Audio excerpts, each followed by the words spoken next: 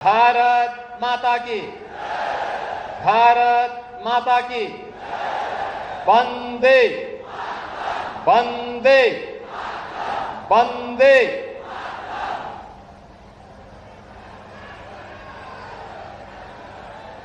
देवराहा बाबा की पावन साधना स्थली देवरिया की इस पावन धरा को कोटि कोटि नमन करते हुए पूरे देवरिया वासियों को, पूरे उत्तर प्रदेश वासियों को अक्षय तृतीया और भगवान परशुराम जी की पावन जयंती की हृदय से बधाई और शुभकामनाएं देता हूं। मंच पर उपस्थित प्रदेश सरकार में मंत्रिमंडल के मेरे वरिष्ठ सहयोगी और इसी विधानसभा क्षेत्र के लोकप्रिय विधायक श्री सूर्य प्रताप शाही जी, उच्च शिक्षा मंत्री श्री योगेंद्र उपाध्याय जी, प्रभारी मंत्री श्री दयाशंकर सिंह जी, उच्च शिक्षा की राज्य मंत्री श्रीमती रजनी तिवारी जी, विधायक सलेमपुर और प्रदेश की ग्राम्य विकास की राज्य मंत्री श्रीमती विजय लक्ष्मी गौतम जी, लोकप्रिय सांसद श्री शशांक मणि त्रिपाठी जी, माननीय विधायकगण श्री जयप्रकाश निषाद जी, श्री सलभ मणि त्रिपाठी जी, श्री सभा कुंवर कुशवाहा जी, श्री दीपक मिश्रा जी, श्री सुरेंद्र चौरसिया जी, पूर्व सांसद और भारतीय जनता पार्टी के पूर्व प्रदेश अध्यक्ष डॉक्टर रमापति राम त्रिपाठी जी, भारतीय जनता पार्टी के क्षेत्रीय अध्यक्ष श्री सहजानंद राय जी, पूर्व सांसद श्री रविंद्र कुशवाहा जी, आज के इस कार्यक्रम में उपस्थित विधान परिषद सदस्य डॉक्टर रतनपाल सिंह जी, विधायक हाटा मोहन वर्मा जी, भारतीय जनता पार्टी के जिला के अध्यक्ष श्री भूपेंद्र सिंह जी और भारी संख्या में आज 676 करोड़ रुपए की इन परियोजनाओं के लोकार्पण और शिलान्यास कार्यक्रम में उपस्थित देवरिया के मेरे सभी उपस्थित बहनों और भाइयों, आप सबका मैं इस आयोजन में हृदय से अभिनंदन करता हूं, स्वागत करता हूं। हमारे सनातन धर्म की परंपरा में अक्षय तृतीया की तिथि अत्यंत पवित्र मानी गई है, यानी जो अक्षय है। और मैं आपका अभिनंदन करूंगा, आप सबको धन्यवाद भी दूंगा कि आपने 2014 से लेकर के 2024 तक हर चुनाव में भारतीय जनता पार्टी के रिकॉर्ड को अक्षय बना करके रखा हुआ है। भगवान विष्णु और भगवान परशुराम का आशीर्वाद, बाबा देवराहा का आशीर्वाद आप सब पर, उनकी कृपा दृष्टि इसी प्रकार से बनी रहे, इसके लिए अक्षय तृतीया की इस पावन तिथि पर 676 करोड़ रुपए की परियोजनाओं के साथ आज यह मंच आपके बीच में यहां पर उपस्थित हुआ है। बहनों और भाइयों, आज आप सब इस बात को देखते हैं, देवरिया जनपद 2017 के पहले की स्थितियां क्या थी। बीमारी थी, गुंडागर्दी थी, अव्यवस्था थी, अराजकता थी, पर्व और त्योहार शांतिपूर्ण तरीके से नहीं मनाए जा सकते थे। नौजवान पलायन करता था, किसान आत्महत्या करने के लिए मजबूर होता था। यहां पे मुसहर, बनटांगिया और तमाम अन्य जातियां गरीब भूखमरी का शिकार होता था और प्रदेश सरकार जो समय प्रदेश में सत्ता में थे, ये लोग नीरों की तरह चैन की बंसी बजा करके अपने स्वयं के परिवार तक सीमित रह गए थे। याद करिए 2017 के पहले यही क्षेत्र था जहां इंसेफ्लाइटिस से हजारों बच्चों की मौत होती थी। ये वही क्षेत्र है 17 के पहले जिस क्षेत्र में कोई पर्व और त्योहार आता था, हर व्यक्ति सशंकित होता था, पता नहीं इस बार की दुर्गा पूजा में क्या हो जाए, होली में क्या हो जाए। लोगों के मन में एक भय, एक आशंका होती थी और कभी कभी तो सरकारें ऐसा करती थी कि गांव के लोगों को, पूरे गांव को उठा करके बंद कर देती थी। पता ही नहीं लगता था। जब हम लोग ढूंढते थे वे गांव के लोग कहां चले गए, तो पता लगता था कि महिलाएं तो भाग गई हैं, पुरुषों को जेल के अंदर ठूंसा हुआ है। किस कार्य के लिए? क्योंकि लोग दुर्गा पूजा करना चाहते थे, नहीं करने दिया, उन्होंने थोड़ा विरोध किया, उनको जेल के अंदर ठूंस दिया। बहनों और भाइयों, यही दृश्य होता था। लेकिन आज स्थितियां बदली हैं। डबल इंजन की सरकार प्रधानमंत्री मोदी जी के नेतृत्व और मार्गदर्शन में उत्तर प्रदेश देवरिया ही नहीं, अब तो उत्तर प्रदेश दंगा मुक्त भी हुआ है, माफिया मुक्त भी हुआ है और विकास की गति को तेजी के साथ आगे बढ़ाने वाले राज्य के रूप में आगे बढ़ा है। और उसी स्पीड को गति देने के लिए हम यहां पर आए हैं। अभी यहां पे एक डिग्री कॉलेज का उद्घाटन हुआ है। 4 मंजिला भवन है डिग्री कॉलेज का। डिग्री कॉलेज का, सरकारी डिग्री कॉलेज का देवरिया में कोई 4 मंजिला भवन अभी तक नहीं रहा होगा। पहला भवन यहां पे बन गया है पड़िया पार में। और एक साथ आर्ट्स यानी कला, विज्ञान और वाणिज्य तीनों की कक्षाएं चलेंगी। इसमें एक साथ प्रारंभ होगी, सत्र में यहां प्रवेश प्रारंभ हो जाएंगे।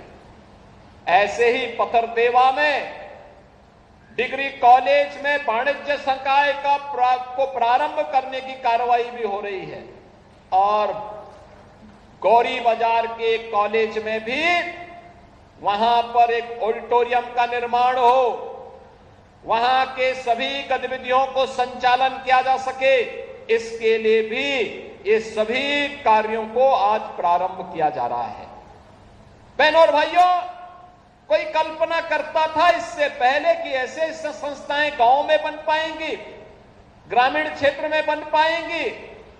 एक कल्पना से परे की बात थी। पहले दंगे की चपेट में आते थे, बीमारियां घेरी रहती थी और इंसेफ्लाइटिस की बीमारी ने तो पूरे उत्तर प्रदेश को ही बीमार कर दिया था। अब ये नया भारत बीमारी से नहीं, अपनी एक नई पहचान विकास के माध्यम से प्रस्तुत करता है। आज बीमारी हमारी पहचान नहीं है। इंसेफ्लाइटिस या मलेरिया या डेंगू या कालाजार या चिकनगुनिया आज हमारी पहचान नहीं है। आज हमारी पहचान विकास है, हाईवे के रूप में, रेलवे के रूप में, मेट्रो के रूप में, रोपवे के रूप में, इनलैंड वाटरवे के रूप में। आज हमारी पहचान बन रही है वर्ल्ड क्लास एक्सप्रेसवे के रूप में। अभी एक नई एक्सप्रेसवे का शुभारंभ होने जा रहा है जो गोरखपुर से सिलचर तक जाने वाला है और देवरिया उससे पूरा कवर हो जाएगा। ग्रीन फील्ड एक्सप्रेसवे पूरी कनेक्टिविटी दिल्ली तक देंगे। गोरखपुर से शामली को जोड़ने के लिए भी कार्रवाई हो रही है। तो मान के चलिए कि आप देवरिया से सीधे शामली या दिल्ली कहीं भी जाना हो, बहुत कम समय में ये सभी कार्य आगे बढ़ेंगे। क्यों ये सड़कें सिंगल लेन की रहेंगी? हम आश्चर्य करते थे। गोरखपुर से देवरिया आना होता था सिंगल लेन की सड़क होती थी, आज वो 4 लेन की बन रही है। गोरखपुर से देवरिया बलिया का पूरा मार्ग 4 लेन की कनेक्टिविटी के साथ जुड़ेगा। देवरिया से हाटा मार्ग के चौड़ीकरण के कार्यक्रम को भी हम लोग आगे बढ़ाएंगे। अब ये मार्ग इस दूरी को और कम किया जाएगा। देवरिया के विधायक जी भी हैं और हाटा के विधायक जी भी हैं। देवरिया से कसिया और पडरौना के मार्ग को भी क्यों 4 लेन नहीं बनाया जा सकता है? 2 जिला मुख्यालयों को 4 लेन के साथ जोड़ने का कार्यक्रम इस सरकार की प्राथमिकता का हिस्सा है और ये सभी होने चाहिए। बहन और भाइयों, इस क्षेत्र की पहचान जिन चीजों के लिए थी, पिछली सरकारों ने बीमारियां दी, चीनी मिलों को बंद करके यहां पर बेरोजगारी दी, पिछली सरकारों ने यहां पे दंगे करवाए, पिछली सरकारों की सोच ही वही थी। आपने देखा होगा भी, ये लोग जो परिवारवादी हैं, जिनकी सोच केवल अपने परिवार तक सीमित है, जाति का नारा देते हैं, लेकिन जब सत्ता में आते हैं तो तुष्टीकरण की नीतियों की पराकाष्ठा को पूरी करते हुए केवल अपने परिवार के विकास की बात करते हैं, अपने परिवार तक सीमित रह जाते हैं। आपने देखा होगा जब 22 अप्रैल को पहलगांव में पर्यटकों पर हमला हुआ था, आतंकी हमला हुआ था, समाजवादी पार्टी के नेताओं के बयान किस किस प्रकार के बयान आते हैं, ये पता लगाने में ही कठिनाई होती है कभी कभी कि ये समाजवादी पार्टी के नेता बयान दे रहे हैं या कोई पाकिस्तान का प्रवक्ता बयान दे रहा है। ये पता लगाने में ही कठिनाई हो जा रही है। आपने कल समाजवादी पार्टी के एक पदाधिकारी का मुंबई में दिया गया बयान देखा होगा। इससे पहले कानपुर का एक नौजवान अपने परिवार के साथ गया था पहलगांव, स्वर्गीय शुभम द्विवेदी की निर्मम हत्या कर दी गई। जब पत्रकारों ने समाजवादी पार्टी के अध्यक्ष से पूछा कि आप समाजवादी पार्टी आप वहां क्यों नहीं गए, तो उन्होंने कहा कि हमारी पार्टी का थोड़े था। कितना दुर्भाग्यपूर्ण और शर्मनाक बयान है। बहनों और भाइयों, देश की संवेदना होनी चाहिए अपने नागरिकों पर।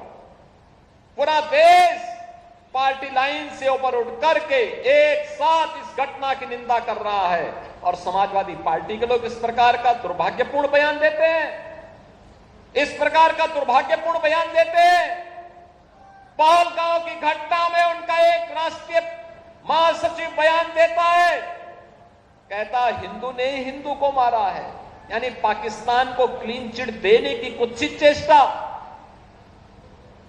उनका एक सांसद उससे भी घटिया स्तर का बयान देता है। बहनों और भाइयों, जब भी जातिवाद की राजनीति होगी, जब भी विभाजनकारी राजनीति होगी, तो तुष्टीकरण की पराकाष्ठा को पार करते हुए आपकी सुरक्षा के साथ ऐसे ही खिलवाड़ करने का कुत्सित प्रयास करेंगे जैसे वर्तमान में कुछ कांग्रेस के नेता और समाजवादी पार्टी के नेता कर रहे हैं। हमें एक स्वर से निंदा करनी चाहिए। आतंकवाद के खिलाफ देश की लड़ाई प्रधानमंत्री मोदी जी के नेतृत्व में 144 करोड़ के भारत को एक स्वर से लड़ना चाहिए।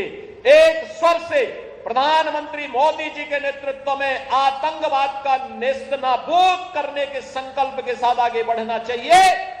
इस संकल्प के साथ अगर हम आगे बढ़ेंगे तो जैसे 10 वर्ष में आपने देश से आतंकवाद को, नक्सलवाद को, उग्रवाद को समाप्त होते हुए देखा होगा, ऐसे ही जो थोड़े तत्व आप सिर उठाने का प्रयास कर रहे हैं, इनके भी जहन्नुम में जाने के दिन बहुत शीघ्र सामने दिखाई देंगे। और इसीलिए बहनों और भाइयों, आज हम सब आपके बीच इसी बात को लेकर के आए हैं आखिर देश के बारे में कुछ तो दायित्व होने चाहिए, एक तो सीमा होनी चाहिए, सार्वजनिक जीवन में एक लक्ष्मण रेखा तो होनी चाहिए। जब राजनीतिक पूर्वाग्रहों से ऊपर उठ करके हम देश के बारे में सोचें, समाज के बारे में सोचें,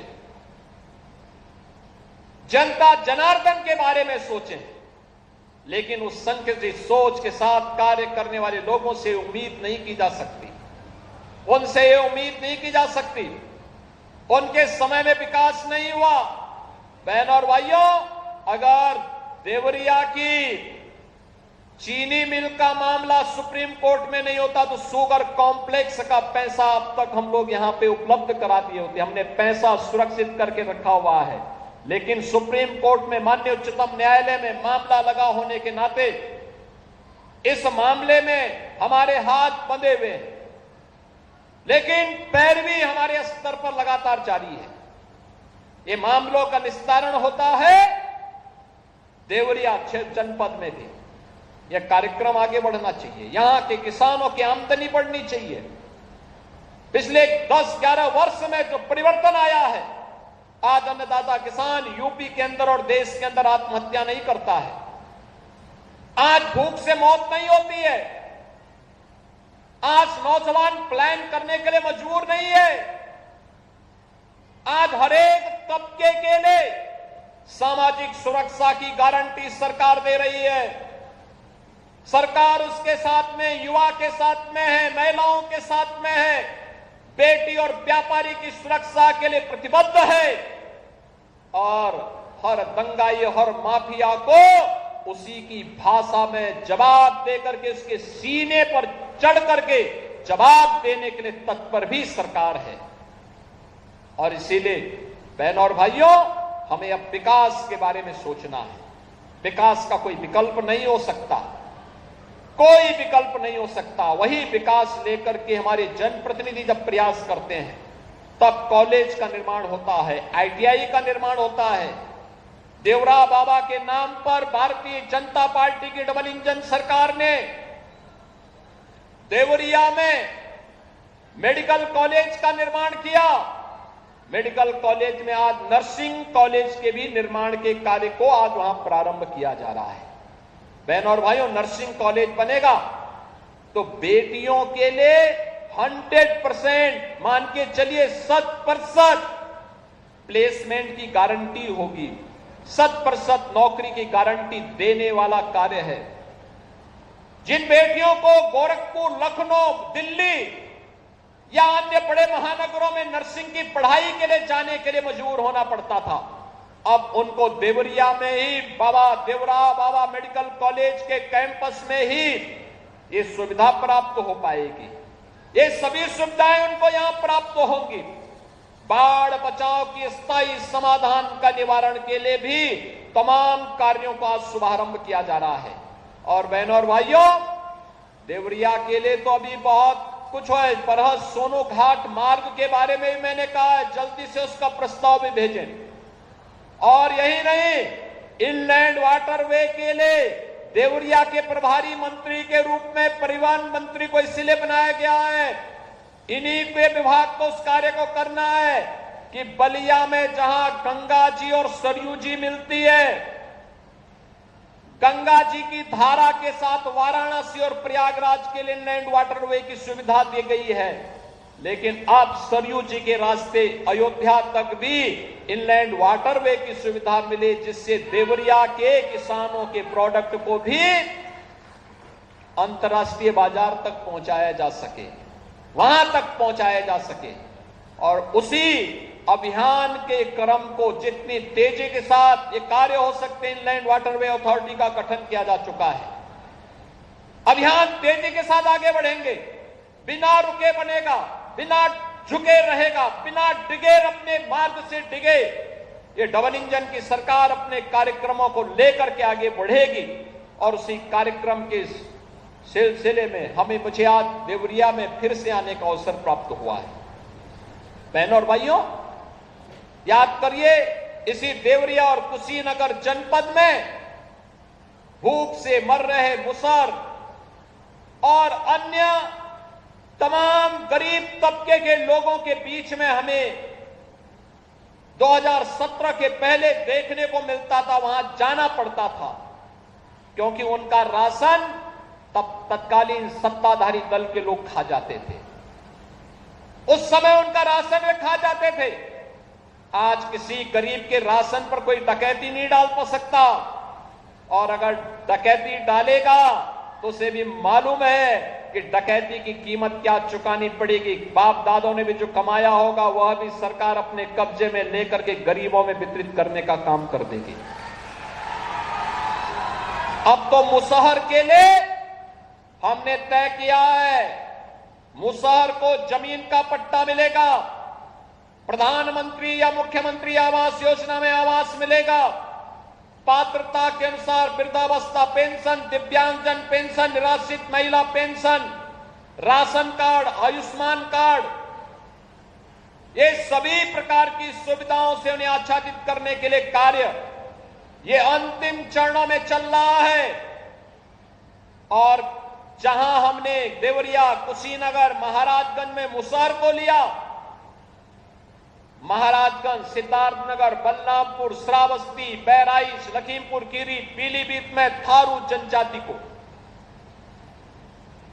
मुसहर जाति ये कुशीनगर, देवरिया के साथ साथ सोनभद्र तक लाखों की संख्या में इनकी आबादी है, लेकिन बुनियादी सुविधाओं से वंचित रहते थे। आज इन्हें पूरी तरह सिचुएशन के लक्ष्य को प्राप्त करने की दिशा में सरकार आगे बढ़ चुकी है। और अब बहुत शीघ्र सरकार ने जीरो पॉवर्टी के लक्ष्य को प्राप्त करने की दिशा में कदम आगे बढ़ाए हैं। हर गांव के उस गरीब को,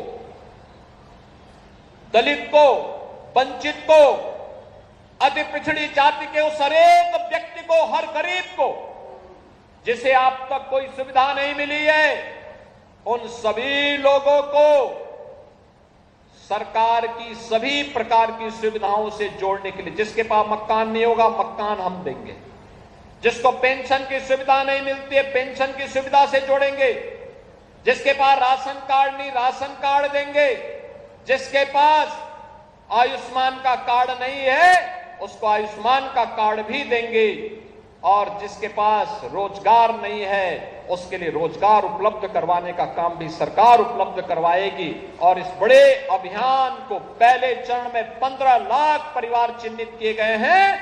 एक साथ 15 लाख लोगों को इन सभी योजनाओं के साथ जोड़ने के कार्यक्रम को सरकार ने अपने हाथों में लिया है, क्योंकि हमारा एक मानना है कि गरीबी यह केवल उस परिवार या उस समुदाय के लिए ही चुनौती नहीं है, यह सरकार के लिए भी चुनौती होती है। जब कोई माने तो जिन लोगों ने अपने परिवार के विकास तक अपने आप को सीमित रखा था उनसे कोई उम्मीद नहीं की जा सकती, वे लोग कर भी नहीं सकते थे, क्योंकि संकुचित दायरे में अपने आप को उन्होंने सीमित कर दिया था। माफिया गिरोह के चंगुल में फंसे हुए थे। हर जनपद में एक समानांतर सरकार चलाने के लिए माफिया उन्होंने पाले हुए थे, लेकिन आज माफिया मुक्त हुआ उत्तर प्रदेश, गुंडा मुक्त हुआ है। आपने देखा होगा माफिया मुक्त उत्तर प्रदेश का परिणाम क्या है। प्रयागराज कभी मानी जाती थी कि तीर्थराज प्रयागराज में जो नौजवान प्रतियोगी परीक्षाओं की तैयारी करता है वह सफल होता है। बीच के कालखंड में एक अंधकार युग आया जब प्रयागराज को माफियाओं ने जकड़ दिया। जैसे ही प्रयागराज को माफिया से मुक्ति मिली, यूनियन पब्लिक सर्विस कमीशन में शक्ति दुबे नाम की बेटी ने पहला स्थान प्राप्त किया है। ये यूपी की ही बेटी है। आज वहां पर दर्जनों बच्चे ऐसे हैं जिन्होंने यूनियन पब्लिक सर्विस कमीशन में अच्छे अंक प्राप्त करके अच्छी रैंक प्राप्त की है। बहनों और भाइयों, विकास का पिछली सरकारों का एजेंडा नहीं था। परिणाम क्या था? उत्तर प्रदेश पिछड़ता गया, बीमार होता गया। ये बीमारी केवल विकास के पैमाने पे नहीं थी, बल्कि ये शारीरिक और मानसिक व्याधि भी इनके कर्मों से उत्तर प्रदेश को प्राप्त हो गई थी।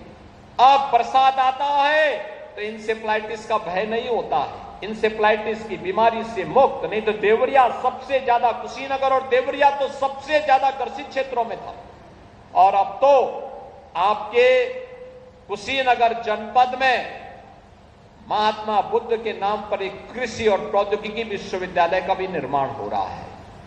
बेहतरीन विश्वविद्यालय का निर्माण का कार्य आगे बढ़ रहा है। ये विकास का कार्य इस बात को बताता है कि विकास की प्रक्रिया अनवरत आगे बढ़ेगी। विकास का पहिया थमने नहीं पाएगा।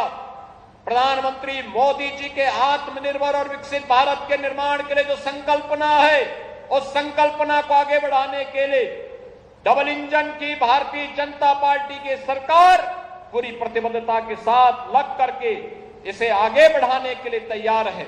और उसी का परिणाम था महाकुंभ प्रयागराज ने उसकी एक झांकी आप सबको, देश और दुनिया को दिखाई है। महाकुंभ में जो भी आया अभिभूत होकर के गया।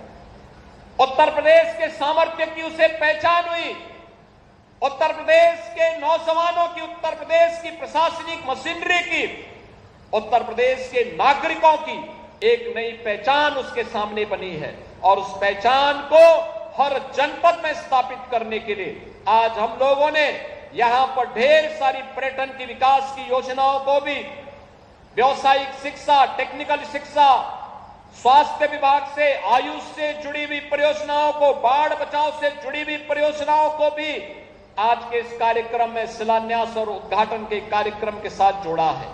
बहनों और भाइयों, विकास की प्रक्रिया निरंतर आगे बढ़ेगी। आपको विकास की इस प्रक्रिया में सहभागी बनाने के लिए आज मैं स्वयं भी देवरिया में एक बार फिर से आपके बीच में उपस्थित हुआ हूं। मैं आज के इस अवसर पर एक बार फिर से आप सभी देवरिया वासियों को इन सभी योजनाओं की बधाई देता हूं, अपनी शुभकामनाएं देता हूं। अक्षय तृतीया और भगवान परशुराम की पावन जयंती की हृदय से बधाई देते हुए अपनी शुभकामनाएं देता हूं और ईश्वर से ही प्रार्थना करता हूं कि उनकी कृपा सदैव आप पर बनी रहे, देवरिया विकास की नई ऊंचाइयों को प्राप्त करे। इसके लिए डबल इंजन की सरकार आपके साथ खड़े होकर के कदम से कदम मिलाकर के आगे बढ़ने के लिए पूरी तत्परता के साथ कार्य करेगी। आप सबके प्रति मेरी शुभकामनाएं हैं। धन्यवाद। जय हिंद। अगर आप ये वीडियो YouTube पर देख रहे हैं तो हमारे चैनल को सब्सक्राइब करें और बेल आइकन को दबाना ना भूलें। अगर आप Facebook पर ये वीडियो देख रहे हैं तो हमारे पेज को लाइक करें।